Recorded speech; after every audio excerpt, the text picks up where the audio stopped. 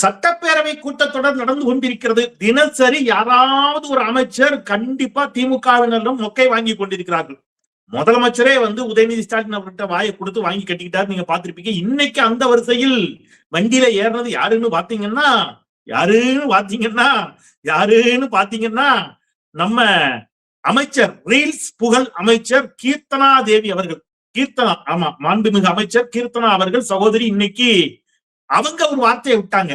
வார்த்தையை விட்டவுடன் அந்த பக்கத்துல இருந்து முன்னாள் அமைச்சர் அண்ணன் KN நேரு அவர்கள் எந்திரிச்சு அவரு இந்தாங்க வாங்கிக்கங்க அப்படின்னு ஆதாரமா கடகட அடுக்க பேரவையில ஒரு பெரிய புயலை வீசிச்சு. அதாவது ஒண்ணு சொல்லுவாங்களே, இது அதிதாஸ் இது அபிபாஸ் அப்படின்னு டூப்ளிகேட். அந்த மாதிரி இந்த அரசு வந்ததிலிருந்து என்ன செய்யுதுன்னா, திமுக அரசுடைய எல்லா திட்டங்களுக்கும் ஸ்டிக்கர் ஒட்டுவது, பேர் மாற்றுவதை தொடர்ந்து 90 நாள்லயும் ஒண்ணும் செய்யல. இன்னைக்கு சட்டப்பேரவையிலையும் அதை செய்ய போய் வாங்கி கட்டி இருக்கிறாங்க தாவேகாவினர். குறிப்பாக இந்த தொழில்துறை அமைச்சர், ரயில்ஸ் புகழ் அமைச்சர் மாண்புமிகு கீர்த்தனா அவர்கள். சட்டப்பேரவையில அப்படி அடித்த புயல் என்ன அப்படிங்கறதான் உங்களுக்கு வீடியோ ஆதாரத்தோட இன்னைக்கு தமிழ் கேள்வியில தரப்போகிறேன். வீடியோக்கு செல்வோம். அனைவருக்கும் வணக்கம். இது தமிழ் கேள்வி. மீண்டும் உங்களை சந்திப்பதில் மிக்க மகிழ்ச்சி. நான் செந்தில் வேல்பிச்சு. தமிழ் கேள்வியை மறக்காம சப்ஸ்கிரைப் செய்து பாருங்கள், உங்கள் பேராதரவை தாருங்கள் என்று கேட்டுக்கொண்டு இந்த கீர்த்தனா தேவி அவர்கள் விஷயத்துக்கு வர்றேன். அதுக்கு முன்னாடி ரொம்ப முக்கியமான ஒரு விஷயத்த நான் உங்களுக்கு சொல்லணும்னு நினைக்கிறேன். இன்னைக்கு பேரவையில ஒண்ணு பண்ணாங்க. என்ன அப்படின்னா, மாண்புமிகு முதலமைச்சர் அவர்கள் ஒரு தீர்மானம் கொண்டு வர்றாரு. தமிழ்த்தாய் வாழ்த்தை தான் முதலில் பாட வேண்டும் அப்படின்னு ஒரு தீர்மானம். எனக்கு இது விளங்கவே இல்லை, சத்தியமா விளங்கல. ஏன் தமிழ்த்தாய் வாழ்த்தை முதலில் பாடணும்னு தீர்மானம் கொண்டு வர்றது எனக்கு விளங்கலன்னு கேக்குறீங்களா?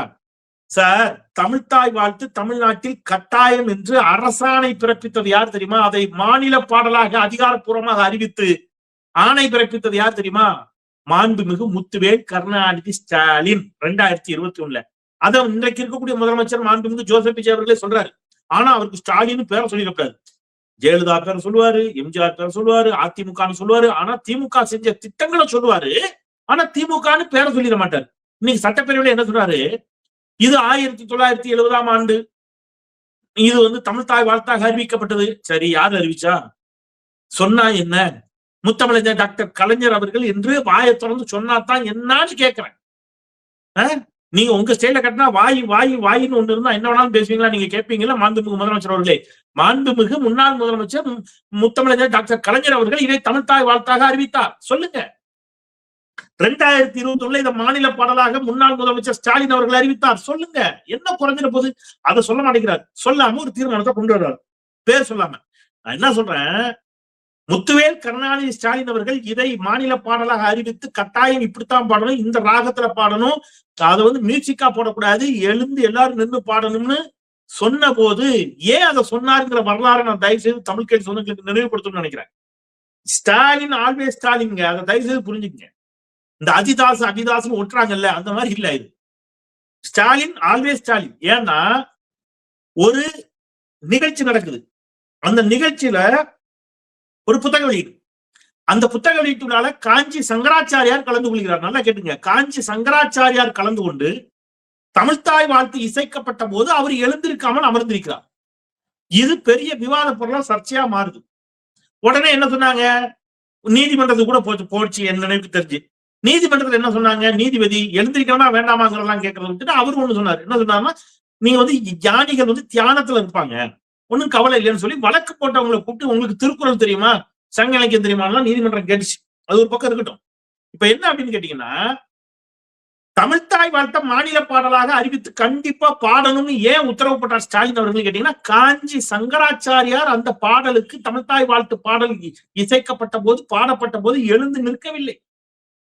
ஓ, அப்ப ஊடக விவாதங்கள் எனக்கு நல்லா நினைவிருக்கிறது. ஊடக விவாதங்களை இது பேசப்படலாங்க. ஊடக விவாதங்களில் RSS ஆதரவாளர்கள், வலதுசாரிகள் என்ன கேட்டாங்க தெரியுமா? காஞ்சி சங்கராச்சாரியாருக்கு ஆதரவா ஒரு வாதம் வச்சாங்க. என்ன வாதம் வைத்தார்கள் என்றால், கட்டாயம் எழுந்து நிற்க வேண்டும், கட்டாயம் பாட வேண்டும் என்று சட்டம் இருக்கிறதா என்று கேட்டார்கள்.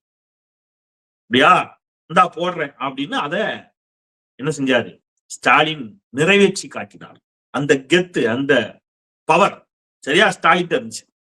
இப்ப பிரச்சனை எங்க?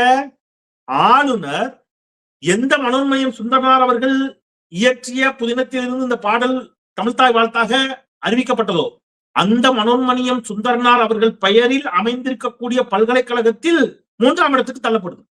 ஏன்? ஆளுநர் உறுதியா சொல்றாரு வந்தே மாதரம் தான் முதல்ல பாடணும்னு. தேசிய கீதம் 2வது, 3வது தமிழ்த்தாய் வாழ்த்து. இப்ப நீங்க தீர்மானம் போட்டீங்களே, என்னோட கேள்வி, இந்த ஆளுநரை கண்டிக்கிறேன் அதுல இருக்குதா? இல்ல. ஏன் சார் ஆளுநரை கண்டிக்கணும்? அடுத்த கேள்வி. ஒன்றிய அரசு தானே சார் சொல்லி இருக்குது. ஒன்றிய அரசு அதை கட்டாயம் இருக்குது. முதல்ல ஒன்றிய அரசு வந்தே மாதரம் தான் பாடணும்னு கட்டாயப்படுத்தி விட்டது அப்படின்னு ஒரு வாதம். ஒன்றிய அரசுடைய சுற்றறிக்கையை வைத்து நானே அந்த வாதத்தை வச்சிருக்கிறேன். ஆனா ஒன்றிய அரசு இன்னைக்கு என்ன சொல்லுது? நல்லா கவனிச்சுக்கங்க. ஒன்றிய அரசு தான் சொல்லிச்சு சுற்றறிக்கை. ஆனா அதே ஒன்றிய அரசு இன்னைக்கு கிளவரா அப்படியே மாத்தி என்ன சொல்லுது? இன்னைக்கு நீதிமன்றத்துல இது ஒரு வழக்கு போடுறாங்க.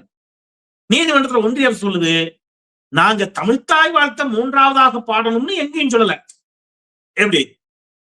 தமிழ்த்தாய் வாழ்த்த 3வதாக பாட வேண்டும் என்று எங்கேயும் சொல்லவில்லை என்று இன்றைக்கு ஒன்றிய அரசு சொல்லுகிறது நீதிமன்றத்துல. அப்ப நான் என்ன கேட்கிறேன், அப்ப ஒன்றிய அரசும் சொல்லவில்லை என்று எடுத்துக்கொண்டால், ஒன்றிய அரசு சொன்னது அதனால்தான் ஆளுநர் என்ன செஞ்சாரு? வேந்தர்களுக்கு, அந்த பல்கலைக்கழக இணைவேந்தர்களுக்கு, துணைவேந்தர்களுக்கு சொன்னாரு அப்படின்னு சொன்னீங்க. இப்ப நான் என்ன சொல்றேன், ஒன்றிய அரசும் அப்படி நாங்க எங்கேயும் சொல்லல, தமிழ்த்தாய் வாழ்த்த 3வதாக பாடணும்னு சொல்லவில்லை என்று நீதிமன்றத்தில் இன்றைக்கு ஒரு வழக்கின் பொழுது சொல்லி இருக்கிறார்கள் என்று சொன்னால், ஆளுநர் யாரை கேட்டு தமிழ்த்தாய் வாழ்த்த 3வது இடத்திற்கு அனுப்பினார்?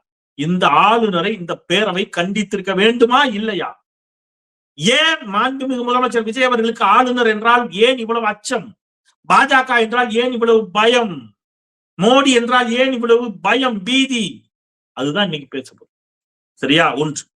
இப்ப இது முடியுது. இதை எல்லாரும் ஏகமனதா ஏற்றுக்கொள்கிறார்கள். இந்த தீர்மானம் முடிஞ்சது. ரைட்டா? அடுத்தது ஒவ்வொருத்தரா ஆரம்பிக்கிறாங்க, ஒவ்வொரு துறையா. முதல்ல யார் வர்றாங்க? ஐயா நான் கீர்த்தனா விவகாரத்துக்கு சொல்லிட்டு நான் அதுக்குள்ள போறேன். கீர்த்தனா மேடம் விவகாரத்துக்கு வர்றேன். அமைச்சர் கீர்த்தனா அவர்கள் என்ன சொல்றாங்க, சிப்காட்ல ஒண்ணுமே இல்ல. குறிப்பா எங்க தொகுதி அங்க அவங்க சொல்றாங்க மணப்பாறை, அங்க எல்லாம் போய் பார்த்தேன், அங்க ஒண்ணுமே இல்ல. சிப்காட்னு வெறும் பேர் தான் இருக்குது. மற்றபடி அங்க எந்த விதமான அடிப்படை வசதிகளும் இல்லை. நாங்க ஆட்சிக்கு இப்ப அந்த தண்ணி வசதி எல்லாம் செஞ்சு கொடுத்துருவோம். அதாவது தண்ணி எது இங்க இருந்து குழாய் போட்டு கொண்டு போறோம்னா இருந்த தண்ணி, அதெல்லாம் நாங்க எல்லாம் ஏற்பாடு பண்ணி இப்ப சூப்பரா முடிச்சிட்டோங்கிற மாதிரி பேசிட்டாங்க. இப்ப ஐயா KN எந்திரிச்சு கேட்டார். KN எந்திரிச்சு அடுக்கிறாரு, ஏங்க மனசாட்சி எல்லாம் பேசுறீங்களே, மணப்பாறை தொகுதி ரொம்ப பெரிய தொகுதி, நிறைய கிராமங்கள் நிறைந்த தொகுதி. அந்த மணப்பாறை தொகுதிக்கு முதலாக 100 கோடி ரூபாய் மதிப்பீட்டில் கூட்டு குடிநீர் திட்டத்தை தந்தவர் முத்தமிழறிஞர் டாக்டர் கலைஞர். அந்த மணப்பாறைக்கு தலைமை மருத்துவமனையை தந்தது திமுக ஆட்சி காலத்துல. இப்ப கடந்த திமுக ஆட்சி காலத்துல அங்கே மிகப்பெரிய கல்லூரி கொண்டு வரப்பட்டுச்சு. எதுவுமே நடக்கலன்னு பேசுறீங்களே, என்னங்க இப்படி பேசலாமான்னு கேட்கிறார். இல்ல அங்க தண்ணீர் வசதி எல்லாம் நாங்கள் தான் கொண்டு வந்தோம்னு சொன்னோன்னு இவர் சொன்னாரு. அவ்வளவு பெரிய திட்டத்தை செயல்படுத்தி அங்க இருந்து தண்ணியை கொண்டு வந்து நீங்க எல்லாருக்கும் 90 நாட்கள்ல கொடுத்துட்டீங்களா? ஏங்க இப்படி பச்சா போய் சொல்றீங்க? அது திமுக ஆட்சி காலத்துக்கு கொண்டு வரப்பட்ட திட்டம். திமுக ஆட்சி காலத்துல இதை கொண்டு வர்றாங்க. ஆட்சி மாற்றம் நடக்குது. மக்களுக்கு தான் நல்லது செஞ்சா பிடிக்காத, நல்லா டான்ஸ் ஆடினா தானே பிடிக்குது மக்களுக்கு. ஆட்சி மாற்றம் நடக்குது. இப்ப திமுக ஆட்சி காலத்தில் என்ன செஞ்சாங்கன்னு ஸ்டாலின் இவர் கேட்டார்ல விஜய். திமுக ஆட்சி காலத்துக்கு கொண்டு வரப்பட்ட எந்த திட்டத்தையும் நான் ரிப்பன் வெட்டி தொடங்கி வைக்க மாட்டேன்னு விஜய் உறுதி எடுக்கணும், சத்தியமனும். திமுக ஆட்சி காலத்தில் கொண்டு வரப்பட்ட நிறைவு பெறும் தருவாயில் இருக்கக்கூடிய அல்லது நிறைவுற்ற எந்த திட்டங்களையும் நான் ரிப்பன் வெட்டி தொடங்க மாட்டேன். இந்த ஒண்ணை மட்டும் அவர் சொல்லட்டும். இந்த ஒன்னே ஒண்ணு அவர் சொல்லிடட்டும் பார்ப்போம். 5 வருஷத்துல நான் புதிதாக திட்டங்களை தொடங்கித்தான், நான் புதுசா திட்டம் அறிவிச்சு நான் தொடங்கி வைப்பேன், சொல்லட்டும் பார்ப்போம். அப்போ கடந்த திமுக ஆட்சி காலத்தில் முடிந்த திட்டங்களுக்கு எல்லாம் போய் ரிப்பன் வெட்டிக்கிட்டு இருக்காங்க. இப்ப அமைச்சர் KN அவர்கள் பேசிய அந்த வாதம், அந்த சட்டப்பேரவையில் அவர் வைத்ததற்குல அதை மட்டும் நீங்க கொஞ்சம் பாருங்க. அதுக்கப்புறம் இன்னொருத்தர் இன்னைக்கு எந்திரிச்சு கேள்வி கேட்டார். அவர் மாண்புமிகு அறநிலையத்துறை அமைச்சர் ரமேஷ் அவர்கள். அவர் எந்திரிச்சு என்ன சொல்றாரு, நீங்க விவசாயிகளுக்கு நீங்க என்ன பண்ணீங்க, விவசாயிகளுக்கு நீங்க ஏதாவது இது கட்டி கொடுத்தீங்களா, என்ன குடோன் கட்டி கொடுத்தீங்களா அப்படின்னு. அதுக்கு யார் பதில் சொல்றா? ஐயா MRK பன்னீர்செல்வம் எந்தெந்த டிஸ்ட்ரிக்ட்ல எத்தனை கெட்டி கொடுத்துருக்கோன்னு ஆதாரத்தோட பதில சொல்லிட்டார். அதை நான் பேசுறேன். அதற்கு முன்பாக ஐயா KN அவர்கள் கொடுத்த பதில நீங்க பாருங்க. குடிதண்ணீர் நம்முடைய இண்டஸ்ட்ரீஸ் மினிஸ்டர் சொன்னாங்க, குடிதண்ணீர் நாங்க கொண்டு வந்து கொடுத்துட்டோன்னு சொன்னாங்க. கிட்டத்தட்ட ஒரு 90 நாளையில அவ்வளவு பெரிய திட்டத்தை நிறைவேற்றக்கூடிய நல்ல அமைச்சர் தான். ஏன்னா நாங்க ஏற்பாடு செய்யாம அந்த குடிதண்ணீர் நீங்க 90 நாள் அங்க கொண்டு வந்திருக்க முடியாது. பாத்துட்டீங்களா? இது KN அவர்கள் கொடுத்த பதில். இப்போ எம்ஆர்கே பன்னீர்செல்வம் முன்னாள் அமைச்சர் அவரு சொல்றாரு, எத்தனை நாங்க கட்டி கொடுத்தோம். ஆனா இந்த அரசு வேளாண் துறை அமைச்சர் இன்னைக்கு வேளாண் பட்ஜெட் என்ன பண்ணிருக்கிறாரு, வாழைக்கு முட்டு கொடுக்க திட்டம்னு ஒண்ணு வச்சிருக்காங்க. வாழைக்கு முட்டு கொடுக்கறதுக்கு சில கோடிகள் ஒதுக்கீடு செய்யப்பட்டிருக்கு, வாழை மரத்துக்கு முட்டு கொடுக்கறது. சரி, இன்னொன்னு பண்ணிருக்கிறாரு, மழை வெயிலில் இருந்து விளை பொருட்களை பாதுகாக்க 43,500 தார்பாய்கள் வாங்கும் திட்டத்திற்காக 10 கோடி நிதி ஒதுக்கீடு. தார்பாய் வாங்குறதுக்கு நிதி ஒதுக்கீடு செஞ்சிருக்கிறாங்க. இத கடந்த காலத்தில் செய்யும் போது இதே தாவேகா எனக்கு தெரிஞ்சு நான் பேசிய பல விவாதங்களிலே இதை கேலி பண்ணி கிண்டல் பண்ணி கெக்கன்னு சிரிச்சிருக்காங்க.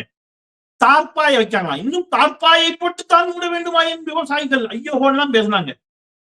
கலை யதார்த்தம் என்னன்னு சொன்னா அன்னைக்கு மண்டைக்கு ஏறல. இன்னைக்கு தார்பாய் வாங்குறதுக்கு 43,500 தார்பாய் வாங்குறதுக்கு 10 கோடி ரூபாய் நிதி ஒதுக்கீடு. இப்ப நான் கேட்கிறேன், ஏங்க 10 கோடி ரூபாய் நிதி ஒதுக்கீடு செஞ்சு தார்பாய் வாங்கியதற்கு நீங்கள் என்ன செஞ்சிருக்கலாம், குடோன் கட்டிருக்கலாமே. நீங்க அன்னைக்கு கேட்ட கேள்வி நான் இன்னைக்கு திருப்பி கேட்டேன். அப்ப நெல் கொள்முதல் நிலையங்கள் எதுவுமே கட்டல. ஆனா எல்லாமே திமுக தரப்புல இருந்து ஊரு எங்க கட்டியிருக்கோம், எப்ப கட்டணும், டேட்டோட ஆதாரத்தோட பதில் சொல்றாங்க. தமிழ்மன்னன் சாரி ஒரு கேள்வி கேட்டார், நீட்டை நாங்கள் நீட்டு விலக்கு தான் எங்களுக்கும் நோக்கம்னு தாவேகா சொல்லுது. பெரியார் எங்கள் கொள்கை தலைவர் சொல்லுது.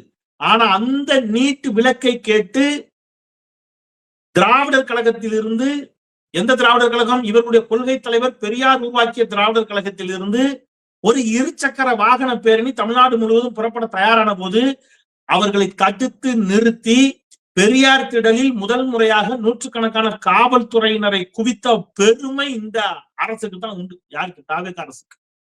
அதை இன்னைக்கு தமிழ்மன்னன் சார் கேட்காரு. ஒரு பக்கம் நாங்க நீட்டு விலக்க நாங்க வலியுறுத்துகிறோம் என்று சொல்ல வேண்டியது, இன்னொரு பக்கம் பெரியார் எங்கள் கொள்கை தலைவர்னு சொல்ல வேண்டியது, இன்னொரு பக்கம் அதே பெரியார் திடல போலீஸை அனுப்பி நீட்டுக்கு எதிரான போராட்டத்தை முடக்குவது. ஆனா நீங்க நம்பணும், விஜய் யாரு? பாஜக எதிர்ப்பாளர் விஜய்.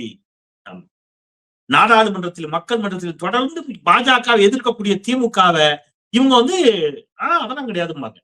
ஆனா இவர் நியாயம். ஆக தொடர்ந்து சட்டமன்றத்திலும் சட்டப்பேரவையிலும் மக்கள் மன்றத்திலும் சரி அம்பலப்பட்டுக் கொண்டே இருக்கிறார் திருவாளர் விஜய் அவர்கள்.